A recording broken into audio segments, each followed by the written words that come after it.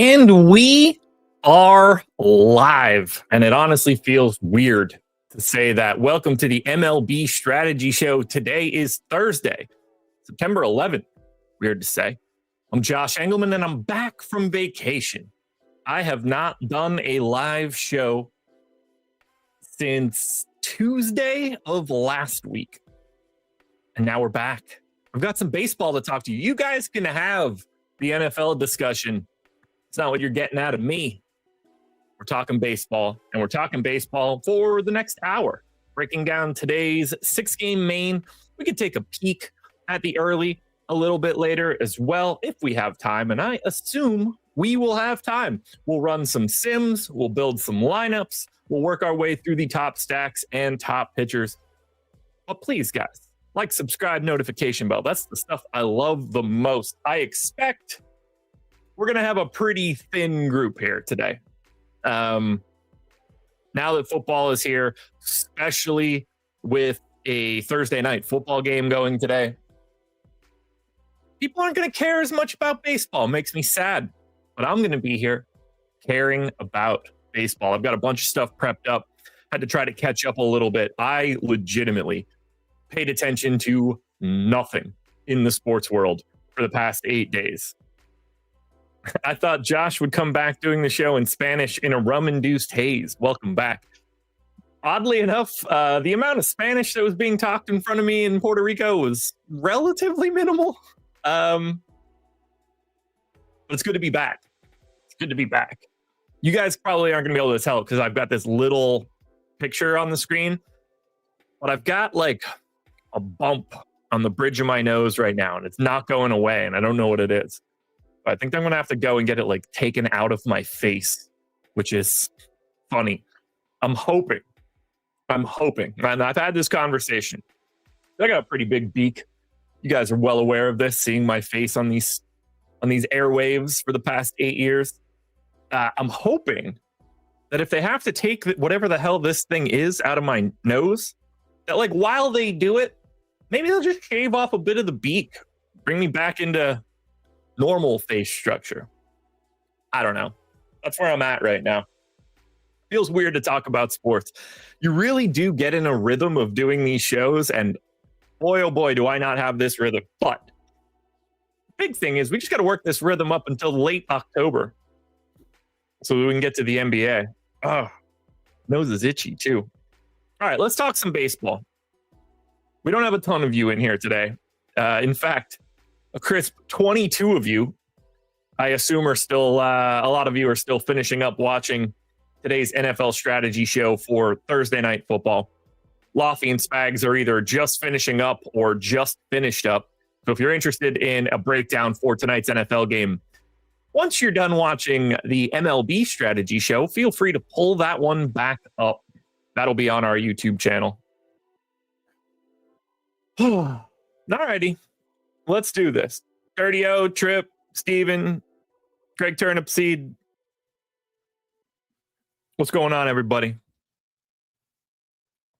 Let's see. Do we want to start on the pitching side or the hitting side?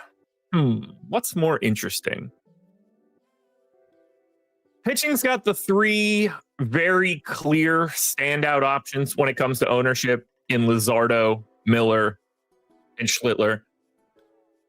Hitting has 1, 2, 3, 4, 5 different teams between 9 and 14% owned. 2 more sitting in the 8s. Not to mention, you've got 9% owned Kansas City.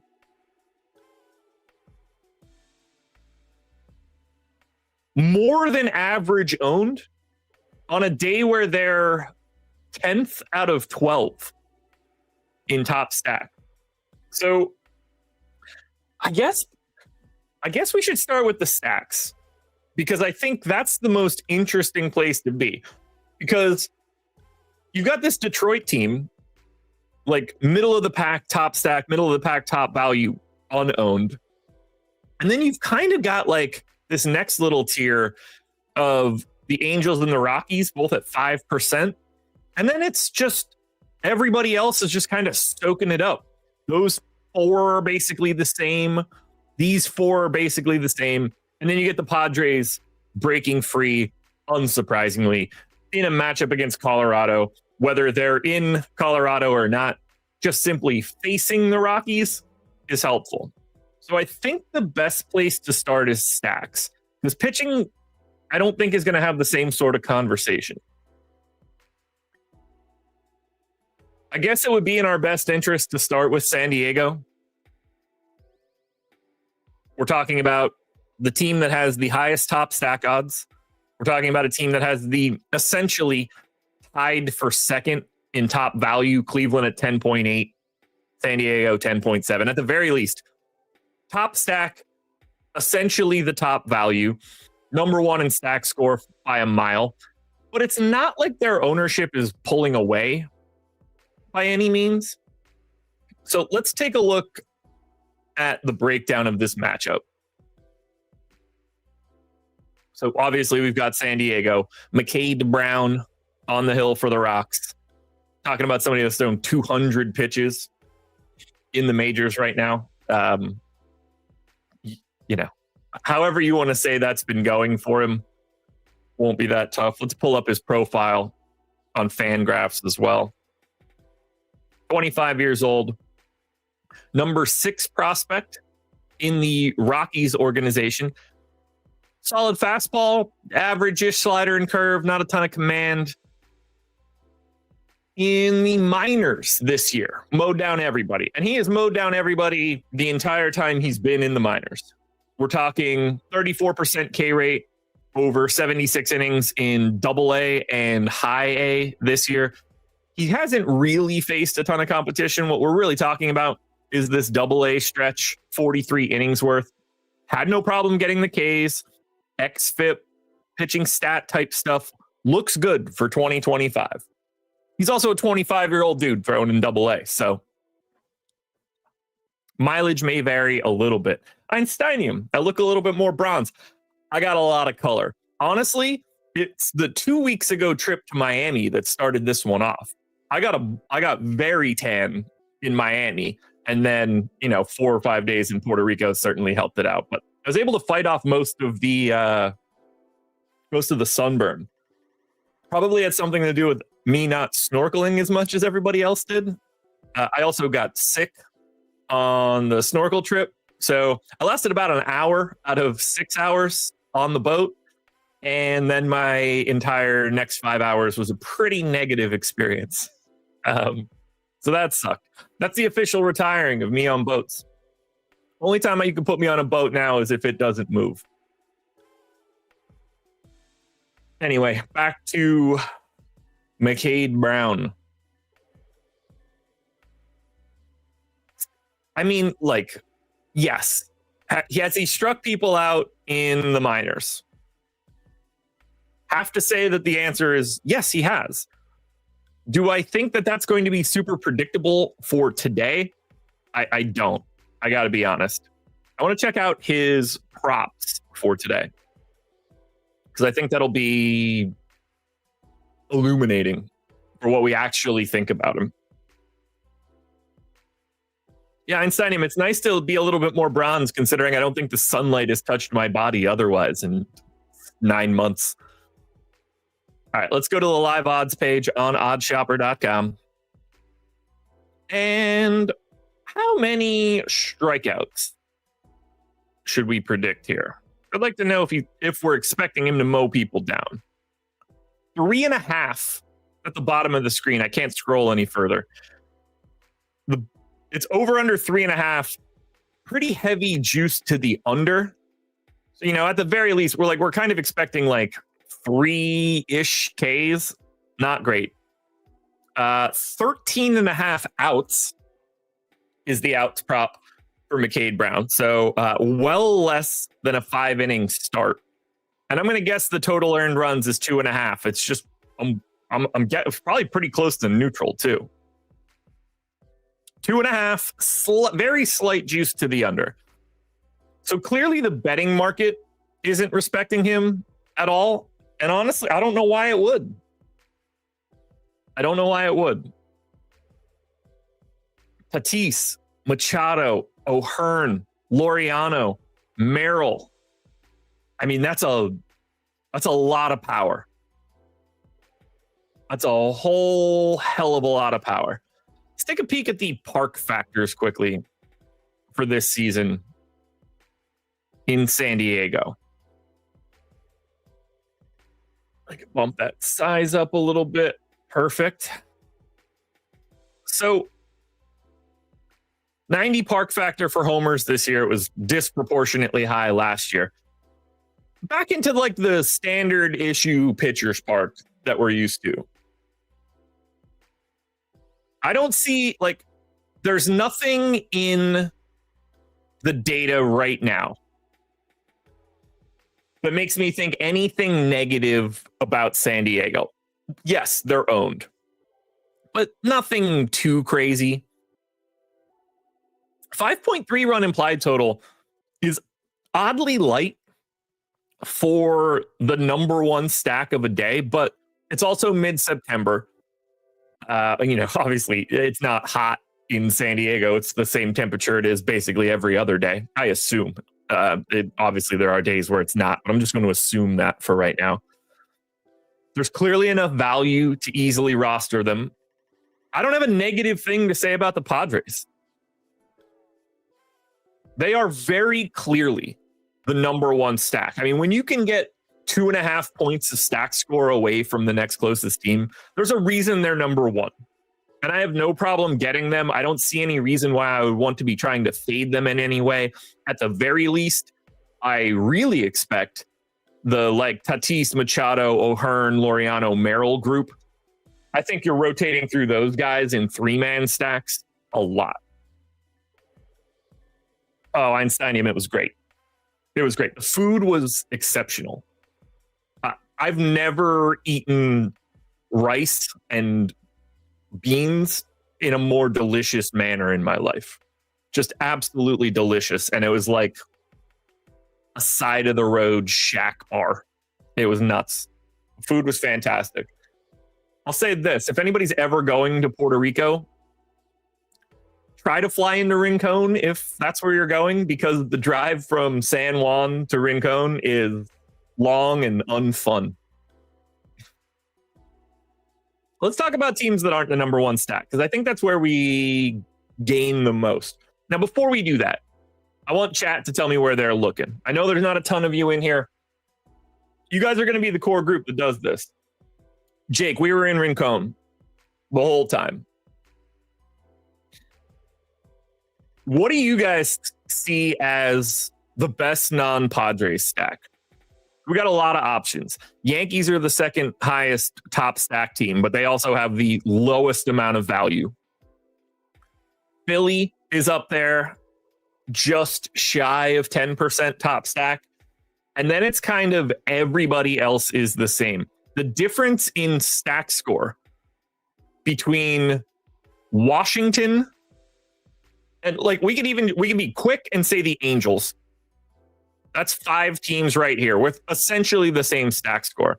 And I don't even think it's crazy if you want to add in Miami and Detroit. That's 7 teams that are essentially separated by nothing. Yeah, Jake, that was everywhere. Like the front of buildings. That shit was everywhere. Haven't had a drop of booze since we left on Sunday, so I feel pretty good today. Monday, Tuesday, Wednesday was basically just me drying out. Who's the team you guys want to look at right now? Philly, Washington, Cleveland, Yankees, Royals, Angels, Marlins. I think there's a real good... You know what? I know the team that we need to look at right now. The team that we need to look at is probably one of the more dynamic spots because of ownership. 7.5% top stack, 7.5% top value. The lowest owned team on today's slate. The Detroit Tigers on the road in New York. Schlittler on the hill. Schlittler is pulling 40% ownership. 40%. But Detroit, 7.5% chance of being the top stack. That means 1 out of every 13 times you play this slate, the Tigers are the number one scoring stack, and that happens against a 40% owned Cam Schlittler. I think that's the most interesting spot on this slate right now. Now, Schlittler is going to mow people down. He's thrown like just shy of 900 pitches. We're talking 25% K rate. A lefty does not make contact. 495 pitches, sub 100 ISO, sub 300 WOBA. Swinging strikes are there. Righties have been touching him up for a little bit of power. Fastball gets hit. So whether that's Torres, I guess, Torque, obviously, Dingler, fine. It's a sea of lefties, which is honestly a little surprising.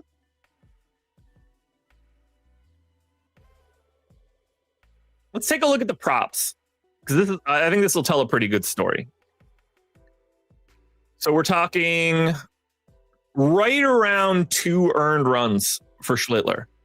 Over 1.5 at minus 170, under 2.5 at minus 180. We're basically sitting right on 2. Now, I expect the strikeout number to look good for Schlittler. That's why he's going to look great fantasy-wise. 5.5 strikeout prop, juice to the over. I think that makes a lot of sense. How deep do we expect him to go? 15.5? I mean, if we're talking 5 innings. So from a strikeout perspective, you can understand why Schlittler is going to project well today. The stuff is real. However, 8,500, probably making him a bit more overowned. Kind of feels that way. Let's take a look at Yankee Stadium.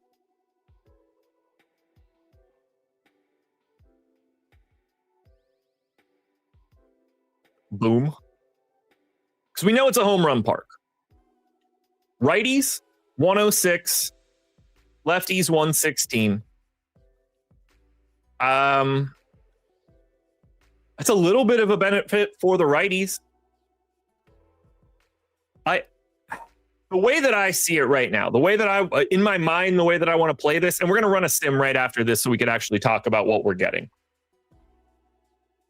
I assume I'm going to have a decent chunk of Schlittler just because of the $8,500 price point. I don't think it's going to be all that difficult to get to him in and around the field. And there's certainly upside if these guys are striking out. In particular, let's take a look at one more thing, which is active roster strikeout rate against righties for the Tigers. 6th in baseball. Now it's kind of like tied for 3rd or 4th. Colorado and the Angels are miles ahead. 105 WRC plus still looks good. So they're, again, boom bust spot for Detroit. Are the strikeouts there? Oh, of course they are. But while they may be striking out a lot, they're also still just good as an offense. I want both sides. Let's run a 5,000 lineup sim and see what's coming up in the sims right now. But I think you could pretty easily have Schlittler in and around the field at 40%, and then also get to a decent amount of the Tigers over the field, so you have the opposite side. Now, we'll see what the ownership looks like as the day goes on, as we get closer to live before lock. Because right now they're sitting at 3.5%. That's a mark that I wouldn't be surprised to see climb a little bit. But even if it gets to 4.5 or 5, I think you could be in a really interesting spot to have both sides of this game if this is a mass entry situation. I like that leverage against that ownership.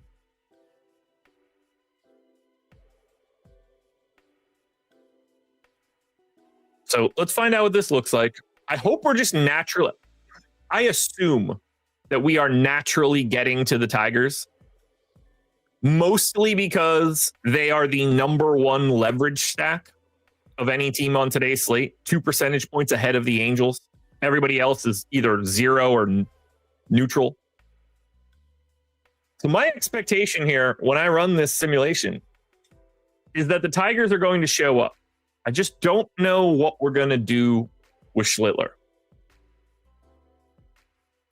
But to me, this is the most interesting team. Well, I'm just going to take the top 150 and see where we stand. Schlittler, 45% ownership, 40% owned. Exactly what I expected so far. Bryce Miller is the guy that we're taking the Uber stand on. Luzardo, slightly less than that. If we look at the stack exposures, we've got 4% three-mans for Detroit. That's over the field. Close to neutral 4% on the four-man stack, way above the field. And then 9% stack exposures to five-mans. This is the team we're taking the biggest stand on. We have 17% overall exposure to Detroit.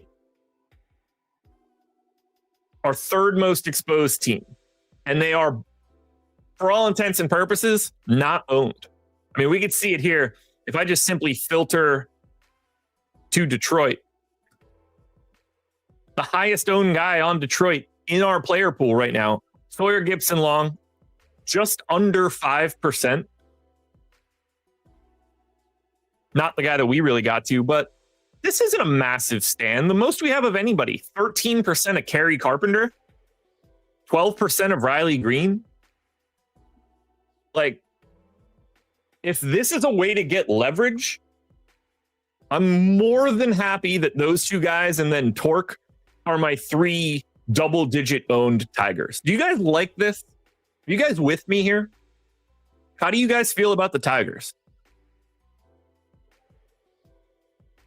Because while I want to have Schlittler, I want to have Detroit too. You know, we got a ton of San Diego. Not surprised. That's something that would come down for me through my process. Not surprised to see him here. I did see the message earlier from friend of the program, Jeff Williams. He said, Miami for the win. The Miami Marlins, fourth most exposed team right now, second most exposed five-man stack team. I think that's the next spot we got to look. So, Miami, taking on Mackenzie Gore. Shout out Whiteville. I'm team Mackenzie Gore in most things in life. That dude can mow people down. He's thrown about 2,500 pitches so far this season, 26.5% K rate to righties, 31% to lefties. Now, whether you're looking to pick up power from Ramirez, Marcy, Hernandez is going to be fine. Wagaman's going to be fine. There's some pop here.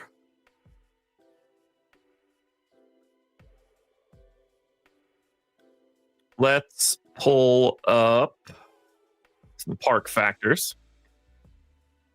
Now, obviously, this is a place where homers go to die. 87 park factor at Lone Depot Park this year. That's the limiting factor here. But I got to be honest. Like, yeah, does Gore give up a little bit of power? Kinda. I'm not so sure I love Miami here. Stokastic projecting Lord or Gore? It's a good question.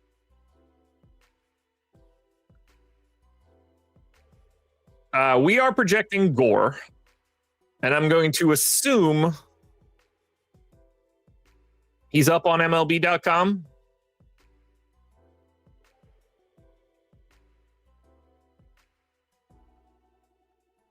Yeah, okay. So I feel pretty good there with Gore either direction. Strikeouts are going to be massive for Gore. I'm not so sure I like this. Let's take a look. What is Miami's active roster against lefties? 26th in K rate, so they don't strike out. But they're also an 82 WRC plus and a 131 ISO. I don't like that Miami ownership.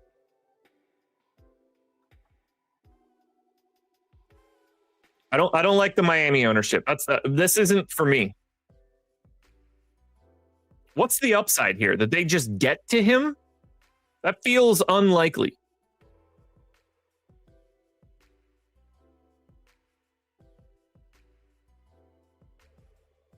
So we're talking about 7%, 7%, 7%. They're like neutrally owned. You know, they're 12, 11, 10, 9, 8th in stack score.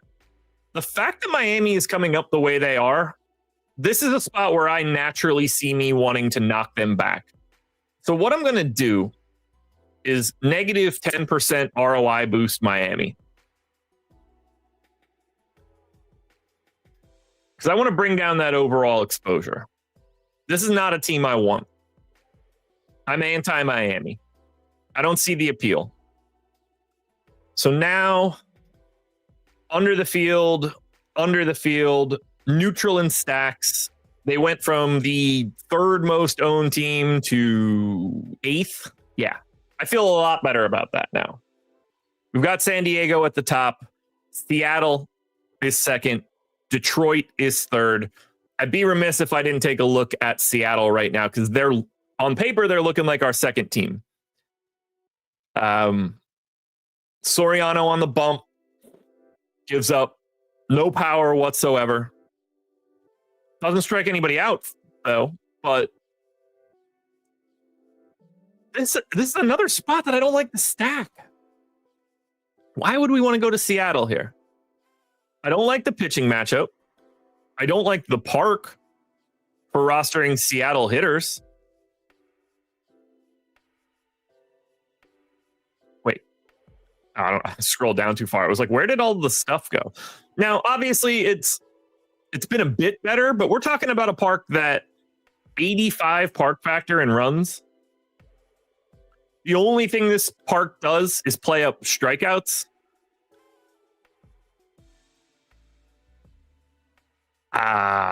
Let's take a look at Seattle against righties. I guess this is becoming another negative to me. Seattle's active roster against righties. They are middle of the pack in K rate. They are the number 1 WRC plus team. Massive power. There's a path. I just don't think it's this spot. This doesn't feel like a situation where we want to target Soriano. And I think, if Soriano were one of the 3 guys that were getting the heavy ownership, that could be a spot where I'd feel a little bit better. He's 12% owned. That's an insignificant number to me. The implied total looks good, but I don't think I want to attack Soriano. So I'm going to go back to the sim and I'm going to hit Seattle with the same negative 10% boost that I hit Miami with. Now, ultimately, this is going to give us even more San Diego. So what we really need to do is find another Detroit, the other team that we like that we can kind of push up because we're getting more and more San Diego. Detroit's at the top. We've knocked Seattle back a little bit. We've obviously knocked Miami back a little bit. So let's see. Ronald, you want me to take a look at Philly? Let's do it. So Phillies, Mets, David Peterson on the hill. Obviously, it's just a sea of righties for this dude with the lefty on the bump. If we take a look at Philly versus lefties, we're talking middle of the pack WRC plus. Ton of strikeouts. They're 5th. Power's still there, but not in the same way. They're 8th. Definitely don't mind getting the Phillies so far. Whether that's Bader, Real Muto, Castellanos. I mean, Sosa's fine in this situation. 2,900, second short eligibility. Kemp for 2,900 as a third baseman, if that works. Obviously, you can take Bryce Harper and Kyle Schwarber whenever you want. I kind of like Philly more than I like Miami and Seattle, that's for sure. And all these teams are basically the same ownership. Peterson only 11% owned, so there's not a ton of benefit there. But this is just like the others. I feel like now this is a spot where we want to boost the Philadelphia Phillies because they're coming in right now in ownership tied for 4th. I think a 10% bump will take them up around Detroit, and that should bring San Diego down a hair. And if it does, I think that's where we want to be. Brought San Diego down a hair, Philly now at the top, Detroit now at the top. If we just look at our overall exposures, San Diego, Philly, Detroit. Can make a case that's probably too much Philly. I'm going to rock them down to the 5% boost instead of the 10% boost. I like seeing how it looks. That should probably line these guys up the way that I want now. San Diego, Detroit, Philly, big gap. Okay. I like that. And even more importantly, while we have a ton of 5-man San Diego, we're over in 3s and over in 4s, and I like that a little bit. But right now, Detroit and Philly are the teams that I'm interested in. This one's going to be for Steven. Let's take a look at the Angels. Because the Angels right now are middle of the pack in stack score, but they are part of that group that has the low ownership as a stack. So on the opposite side of that game, Bryson Miller on the hill stinks. 18% K rate to lefties, 17% K rate to righties, 201x ISO to lefties, 367x WOBA to righties. Anything you can get here in this Angels lineup looks great. You know, you've got Moncada as a very cheap third base option. Neto as a relatively reasonable shortstop option. Obviously, you've got Trout and Ward there for more power. Joe Adell is there if you want some more power. I mean, Peraza is fine for 2,200 in that first base spot. Okay. Angels against righties. Let's take a peek. Because we know what one of these things are going to say. And it's this. Number 2 in strikeout rate against righties, 26.5%. There's potential for Ks there. But it's not like Bryce Miller's the guy that's going to get him. I mean, we're talking about one of the lesser strikeout pitchers that are going to be around. Angels are dead neutral in WRC+. They certainly have some pop. Steven, I'm with you. I think the Angels look a little bit better here. The park isn't ideal. But I think this is a spot where I want to bump the Angels. You know, prior to this, if we just took that top 150 from an ownership perspective for the Angels, they are coming in just a hair behind Washington. I think a 5% bump to the Angels and a 5% discount to San Diego is really going to sort our exposures out in a way that we want it to. So now we take a look at these stack exposures. Detroit, San Diego, the Angels. I like all 3 of those. Philly's still chilling there over the field. We're getting Washington. I don't love it. Conversation for another day, but this is the spot I like the most here. 9% 3-mans on the Phillies compared to just under 4%. So we're like a little over 2xing the Philly 3-mans.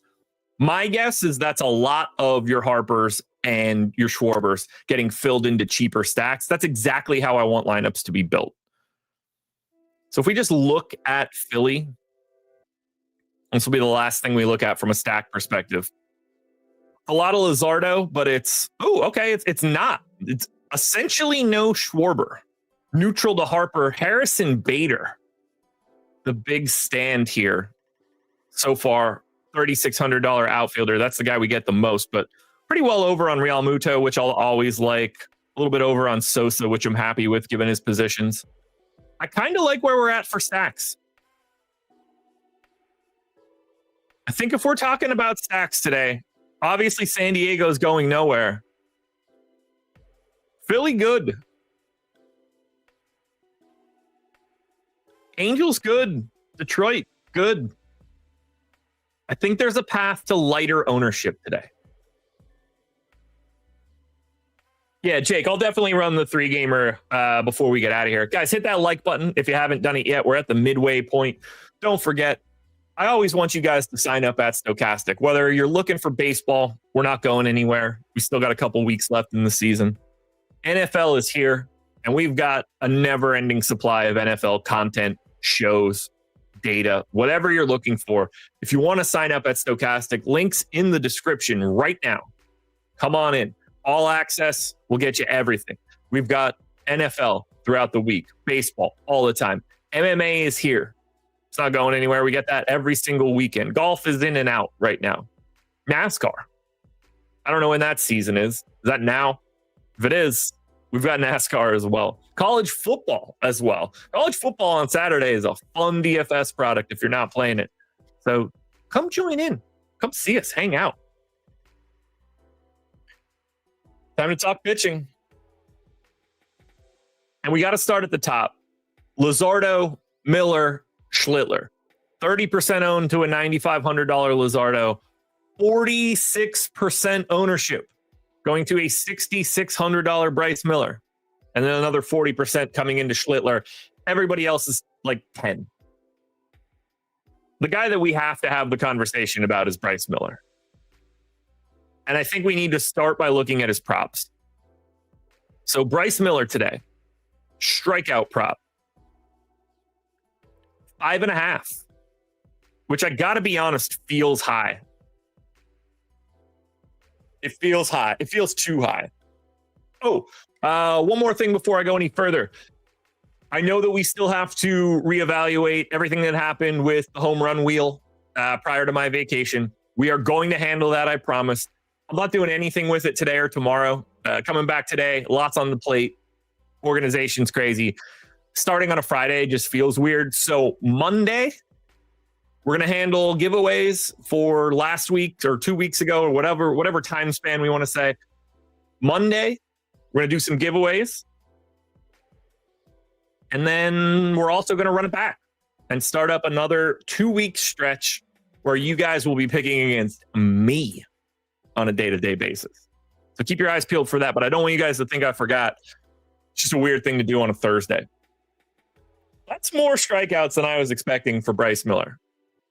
Does that feel oddly, like I get it, they strike out, but that feels oddly high. Does the earned run prop get to 2 is the real curious part for me. Over under 2.5, under 2.5, pretty heavy juice is probably around 2. Not ideal. Does the pitching outs get north of 15? It does by quite a bit. 17.5, pretty heavy juice to the under. So I mean, we're just hoping for depth, but I got to say the betting market makes Bryce Miller look better than I think he should. And 6,600 is causing all of this. He gets the benefit of the park. It's the second lowest implied total on the slate behind Colorado. He's the number 1 value pitcher by a mile because of that price tag. And obviously, you don't need him to be a top 2 scoring pitcher, but he's second. I have a hard time thinking Bryce Miller is second most likely here to be a top 2 pitcher. I just don't think he's that good. Did we get him in the Sims in any major way? We did. Numero uno. The most exposed guy here is Bryce Miller. I hate this. I hate this so much. I don't want to be anywhere near that exposure for Bryce Miller. I don't agree with it at all. What's the upside here? That he like BABIPs them to death and goes, 5 or 6? That's the path. There's enough power on that opposite side. I don't like it. Again, we're talking about 18% K rate to lefties, 17 to righties. I don't like it. So this is going to be a real curious situation.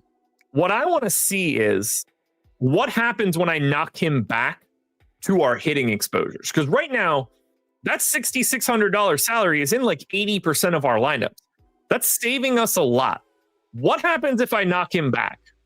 I'm going to send, I don't know, negative 15% to Bryce Miller.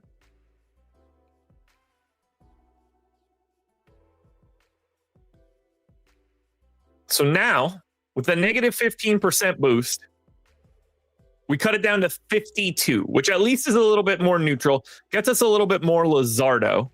What did that do to stacks? More Angels, more Tigers, still San Diego, Philly there. It's lining up. It's lining up. Basically, when we don't have Bryce Miller, we're getting the Angels. When we don't have Schlittler, we're getting the Tigers. I like both of those things. Probably don't need the Angels to be 38% overall. I could probably take that negative or that positive 5 boost off of him now. And that's what this is. It's all this sort of push-pull. But I definitely don't need 40% of my lineups to be the Angels. Could probably bring that down one more notch. But this is leading us to where we want to be. And I'm on team I don't want Bryce Miller. I definitely don't want to be over the field. I understand the value prospect. You want to be in and around 40. I think that makes some sense. But like,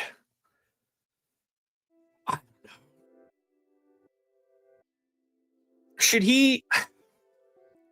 We got to look at one other person here and then have a realistic discussion. Pitching outs. Randy Vasquez is sitting right at 15. He can go 5 and get a win. Randy Vasquez strikeouts. 3.5. So about a strikeout and a half behind Bryce Miller. Took me a second. Vasquez earned runs allowed. Basically the same as Bryce Miller. So we're talking about like an extra strikeout and a half. Ish. I see why he's projected like that. But like, part of me wants to take a shot on Randy Vasquez. Isn't that slightly more interesting than a 46% owned Bryce Miller? Just a 9% owned Randy Vasquez? Like, you basically are just hoping that he slides through 5 innings. What's the difference in projection between those two? I think that's an interesting conversation. So we've got Vasquez at 10.8. We've got Bryce Miller at 17.3. I think that's going to smush a little bit as we get further in the day. Not by a lot. It's not like Vasquez is going to be projected for 14 or something, but I got to admit, if he's going to be that low owned, it's at least intriguing. We got 2% of Randy Vasquez. What happens if I just give him a 10% bump?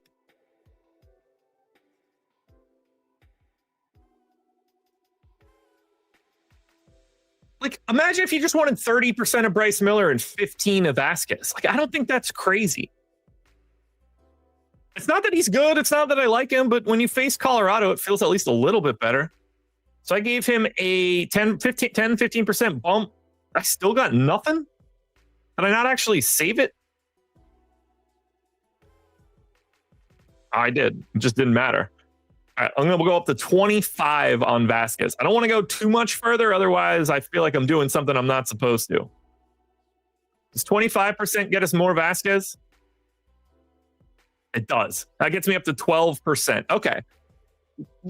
That's the balance I'm looking for. If that's going to be 45-9, I just don't think that Bryce Miller's beating Randy Vasquez 5-1. We're 4-1 or 3. It's probably 3-1.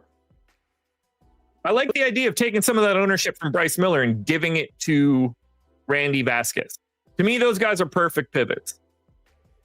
Now, Vasquez does not look good in our projections, so keep that in mind. If we want to talk about the other guys that we're supposed to get to today, we're talking about Luzardo against the Mets. Lefties just can't touch him. Every lefty that shows up there, it's really going to be two dudes. But even still, 24% K rate to righties this season, 12.5% swinging strike rate, 150 x ISO. The Mets have some good bats, and that's not ideal, but I think it's pretty clear that Jesus Luzardo is the number one option for today. Yes, it's a riskier matchup for sure. But we're talking about a guy sitting at 6.5 Ks. We're talking about a guy sitting at 17 outs. I'm guessing earned runs is low. Yeah, under 2.5, heavy juice. So I'm interested to see where the data ends up. But I find it hard to believe that Jesus Luzardo is only a top two pitcher on this slate 7.7% of the time more frequently than Bryce Miller. I don't see it. I think Luzardo is miles ahead of Miller. I think we have plenty of salary to save on the hitting side too. I want more Luzardo. I would rather pay up for him today because I just think there's a lot more interest. Now, right now, he's my he's my number one owned pitcher. Biggest leverage, biggest over the field dude. I like every bit of that. Schlittler's going to be in my lineups. Honestly, I don't mind having a little bit of a 10% owned Mackenzie Gore. I don't have much issue getting to a 10% owned Gavin Williams. If we want to look at probable pitchers for today.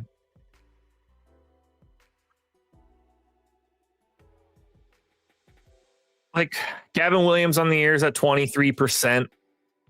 Very reasonable. Obviously going to put some dudes on from a walk perspective. How much does Kansas City walk against righties? Active roster versus righties.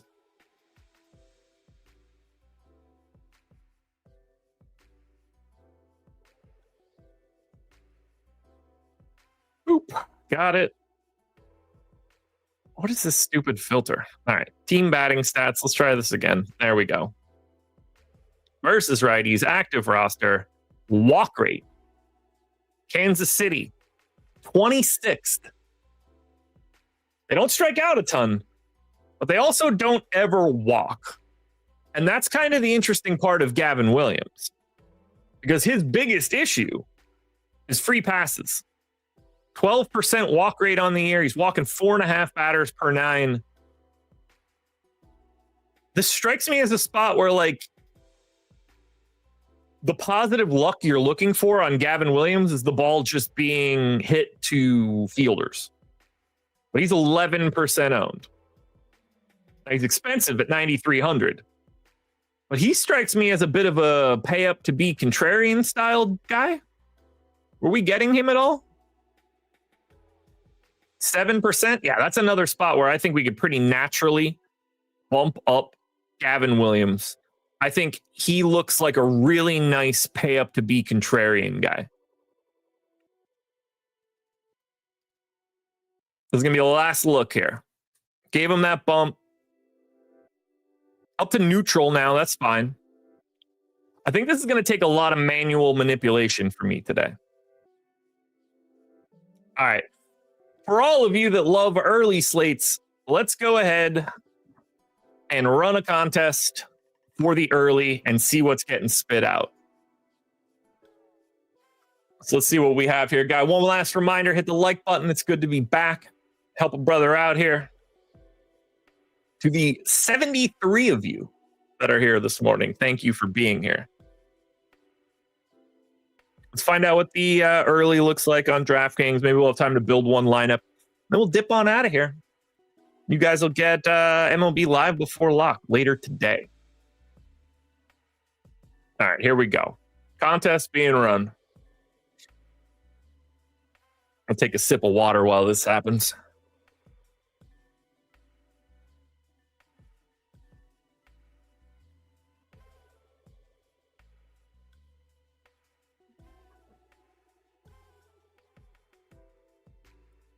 All righty.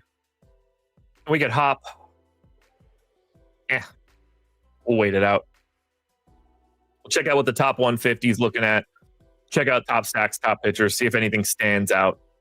We're going to dip on out of here. Oh, man. I got to tell you this. I'm hungry as hell. I'm ready to go downstairs and eat some food, but I'm like an hour away from being able to do that. But I'm a hungry boy right now. Hungry man. Shouldn't undersell myself. All right. Top lineups on the early. I took 150. Stacks. I mean, you guys can see it right away. Pittsburgh and the White Sox. Jam City. And if we go ahead and switch to the DK early here. Pittsburgh and the White Sox. Pittsburgh is coming in 16% top stack. Everything is pretty similar here. They're the number one value stack. Pittsburgh is the number one stack score team, but also the second lowest owned. Cade Povich on the hill. Povich getting 30-something% ownership. Doesn't hurt that he's the cheapest pitcher on today's slate. Povich gets blasted. Why is Pittsburgh not more owned? Guys, jam the Pirates. I mean, what are we doing here? Easiest value, essentially the lowest ownership, a pitcher getting 30% owned on the opposite side, not to mention a pitcher getting owned on the opposite side that while he can get strikeouts, and that's different for him, 218 x ISO across 400 pitches to lefties, 258 x ISO across 1,300 pitches to righties. This guy's getting destroyed in 2025. And you have the opportunity to go to a low-owned Pittsburgh on a 3-game slate. This is barely even a decision. This is the easiest thing you'll do. All these teams have basically the same team total. Outside of the White Sox, everybody's got basically the same top stack odds. No one's even close to the value that's projecting from Pittsburgh, and they're sub 10% owned. This is a no-brainer. If you're playing the early slate, the number one team that you could roster is the Pittsburgh Pirates. Undoubtedly. So I'm going to see if I can do this once. One build, main slate. Let's see what we can do. And let's see what we can build before we get out of here. Don't want to be on the early. Don't know why I switched that. All right, here we go. New lineup. I think the move here is definitely not Bryce Miller. I think it's Luzardo. Honestly, part of me likes Mackenzie Gore here.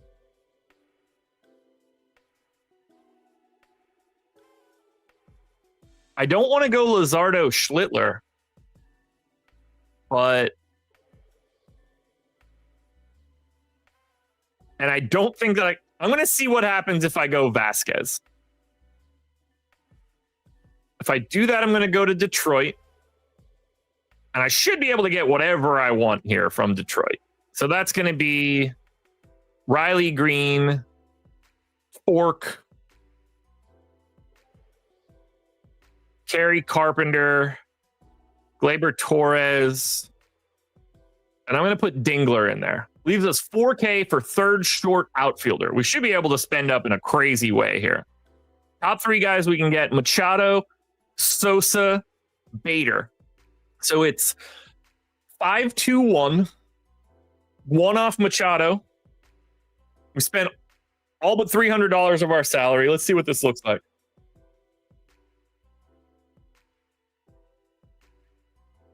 I think this is going to look pretty damn good. -2, really? It's got to be Vasquez. If I take out Vasquez, Machado, Sosa, and Bader, and I allow the optimizer to give me the best pitcher, what does that look like? It gives me Bryce Miller and then the same stack. How different is that? Because really, we're taking on a bunch of ownership, but we're also gaining. Yeah, that's what I expected.